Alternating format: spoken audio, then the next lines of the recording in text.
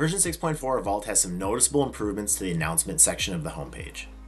The first thing you'll notice as an end user is the ability to add multiple announcements. You can see this thin gray line in between, where it used to just be one announcement that you can add information to if you need it. Next, you'll find that if I go into the settings, announcements is now its own section. We used to have that kind of hidden away underneath the user groups. If I open up the announcements, you'll see that there are currently 2 announcements that are showing. And when I add a new one, there's many different options you can have.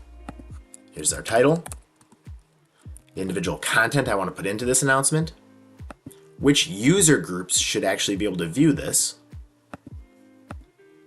and potentially which individual users should be able to see this.